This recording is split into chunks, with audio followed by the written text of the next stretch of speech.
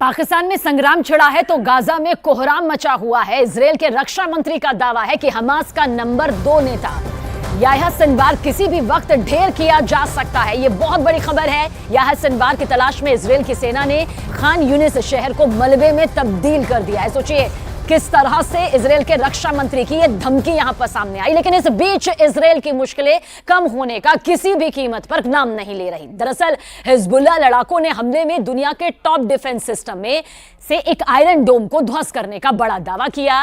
7 अक्टूबर की सुबह भी हमास ने आयरन डोम को चकमा दे दिया था।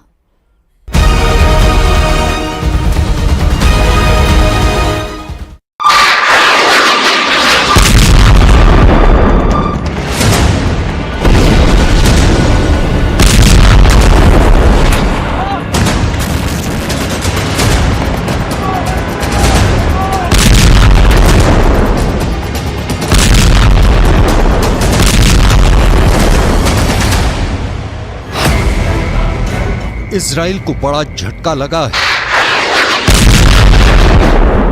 नेतन्याहू का गुरूर टूट गया है, क्योंकि इजराइल जिसे हमास और हिजबुल्लाह के खिलाफ सबसे बड़ी दीवार कहता है, उसको नसरल्लाह के लड़ाकों ने एक झटके में खत्म कर दिया।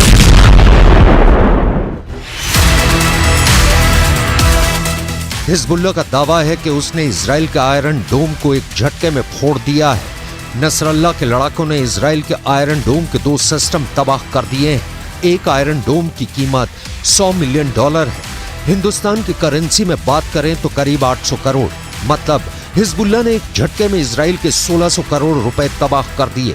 हिजबुल्लाह का कहना है कि उसने उत्तरी इजराइल के कब्री में उसकी बमबारी ने बड़ी तबाही मचाई। यहीं पर आयरन डोम सिस्टम तैनात था।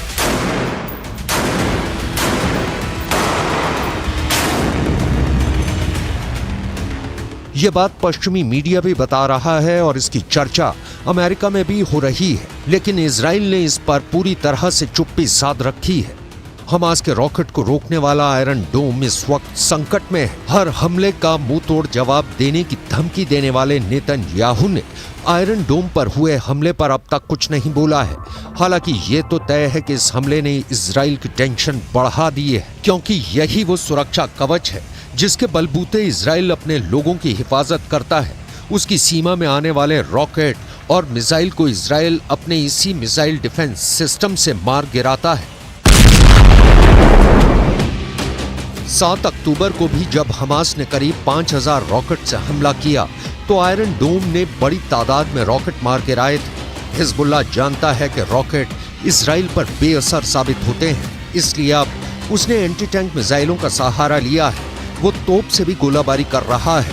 हिजबुल्लाह लगातार इजराइल के लिए सरदर्द बना हुआ है। पहले भी इसने एंटी टैंक मिसाइल सिस्टम से इजराइल के मरकावा टैंक को निशाना बनाया और अब उसके निशाने पर आयरन डोम सिस्टम आ गया है। इससे पहले जब जब फिलिस्तीनी संगठन हमास ने रॉकेट से हमला किया है, आयरन डोम का सक्सेस रेट 95% से ऊपर रहा है। यानी हर 100 रॉकेट हमलों के बाद जब आयरन डोम की मिसाइल फायर की गई तो उसने 90 से ज्यादा रॉकेट को आसमान में ही रोक दिया। इसी वजह से इस एयर डिफेंस सिस्टम को लेकर दुनिया में मांग बढ़ने लगी। ये ज़ेलेंस्की की डिमांड लिस्ट में भी आ गया। आयरन डोम 4 किलोमीटर से लेकर 70 किलोमीटर दूर से हो रहे हमलों को रोक सकता है। ये मिसाइल को भी रोक सकता है। ये रॉकेट के हमले भी रोक सकता है और तोप के गोलों को भी रोक सकता है। इजराइल की ये हालत देखकर कह सकते हैं कि इन हमलों को रोकने के लिए आयरन डोम फेल साबित हुआ है और इस्तेमाल करने पर बहुत महंगा भी साबित होता है, क्योंकि 1 लाख रुपए की कीमत वाले रॉकेट या तोप के गोले को रोकने के लिए इससे 2 मिसाइल फायर की जाती है, जिनकी कीमत रेंज के हिसाब से 70 लाख से 1 करोड़ रुपए हो सकती है। यानी एक रॉकेट जिसकी कीमत 1 लाख रुपए भी नहीं, उसको रोकने के लिए इस हथियार की इतनी बड़ी कीमत हैरान करती है। अब खुद आयरन डोम पर हमले ने बता दिया है कि नेतन्याहू का कोई डिफेंस सिस्टम पुख्ता नहीं है। दुनिया के सबसे बेहतरीन एयर डिफेंस सिस्टम माने जाने वाले आयरन डोम पर अटैक की खबर ने इजराइल को 440 वोल्ट का करंट लगा दिया है। ये नेतन्याहू के लिए भी बहुत बड़ा झटका है। लेकिन सवाल है कि अब नेतन्याहू इन हमलों का जवाब कैसे देंगे।